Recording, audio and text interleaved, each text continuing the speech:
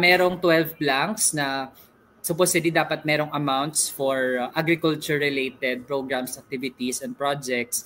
So kalakhan na sa Department of Agriculture, tapos meron din sa Philippine Coconut Authority, tsaka sa National Irrigation Administration. So para sana sa mga communal and national irrigation systems.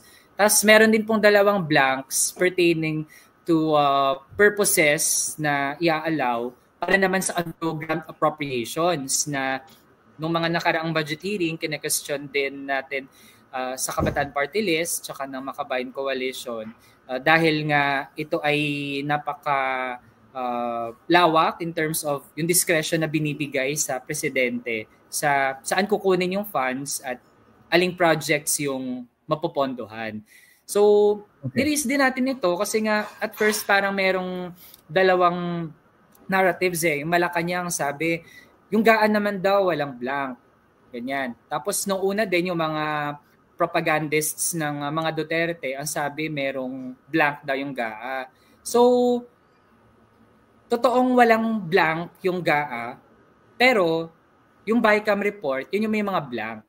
And still relevant yung question na kung may mga blank yung BICAM, at yung nakarating sa presidente ay wala ng mga blank, sino yung nag-fill in ng mga amounts? Kasi hindi pwedeng i-delegate sa technical staff or sa mga bodies outside the BICAM, outside the House and the Senate, yung pag-allocate ng exact amounts for those agriculture-related programs, activities, or projects.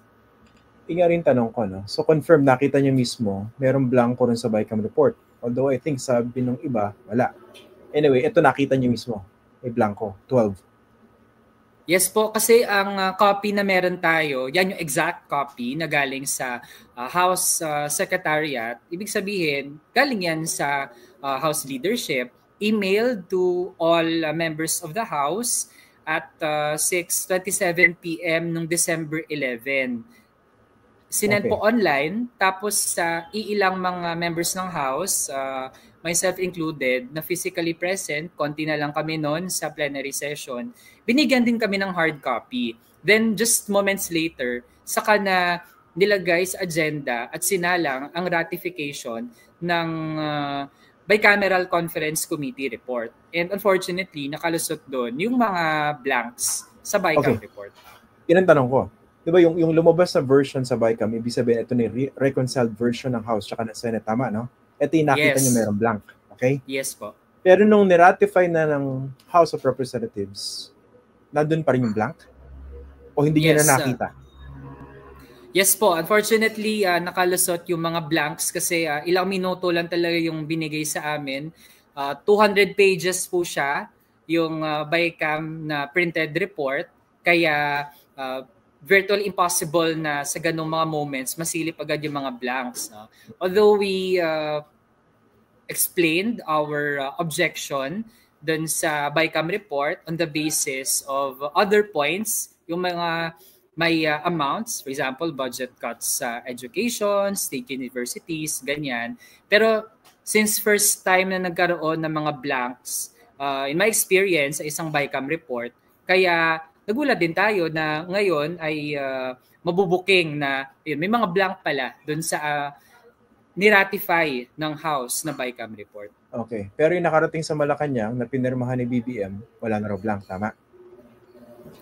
Sabi po ng Executive Secretary, wala daw blanks. No? Pero on their part, dapat din, kahit na ang pinirmahan nila ay walang blank, they should also be concerned na sino naglagay ng mga amounts. Kasi ang original na draft ng national budget, yung National Expenditure Program, galing din yan sa Malacanang. Yan yung binibigay sa House tsaka sa Senate. Yan po yung pinagdedebatihan namin every August and September. So, dapat concerned yung Malacanang doon. No? Kasi what happens is, by the virtue of the power of the purse ng House tsaka ng Senado, edi doon nag-approve ng mga amendments, ganyan. Tapos, saka bibigay sa Pangulo for signature. So, kung concerned din naman talaga sila, lalo na yung Pangulo dun sa national budget at paano ito magagamit ng maayos, hindi pwedeng sabihin lang nila na okay naman yung natanggap namin. Ganyan. Kasi yung first version nga talaga na dinidiscuss namin tuwing budget hearings, galing din naman sa Malacanang. At ngayon, binabalik sa Malacanang with amendments na supposedly yan yung na-finalize ng BICAM. Itong mga blanks na nakita nyo, kumbaga, meron siyang item pero walang pondo na nakasulat, no? Ito yung sinasabi nyo. Oo, nakalagay yung mga activities or programs. Pero walang allocation. Pero blank. Ito yung tanong ko. No, dun sa nilagdaan, sa GAA, kasi di ba china-challenge ni BBM, sabi niya, andun yan sa website. Magkano yung nailagay? Magkano yung nailaman dito sa mga blanks na nakita niya initially? Hindi ko lang po ma-recall yung exact na mga figures dun sa 12 blanks na eventually ay nagkaroon ng amount. Pero dahil lahat ng yun ay mga agri-related na mga programs, supposedly sa BICAM pa lang, settled na kung magkano yung mga yon. So yung sample po ng mga programs na naapektuhan ay irrigation, yung dapat na assistance sa mga fisher folk, ganyan. So, makita natin doon merong mga ilan na nabawasan, merong mga nadagdagan, tapos doon sa mga may bawas, hindi lang po millions, pero billions talaga yung worth. No? Tapos yung DA kasi as an agency, in total, nagkaroon siya ng BICAM approved na kaltas sa kanyang pondo na umaabot sa 20 billion pesos. So, ibig sabihin, significant amounts yung pinag-uusapan. And given na ang power ng Congress ay hindi niya pwedeng i-adjust yung total na pwedeng i-allocate for a national budget, which for 2025 amounts to 6+ trillion pesos.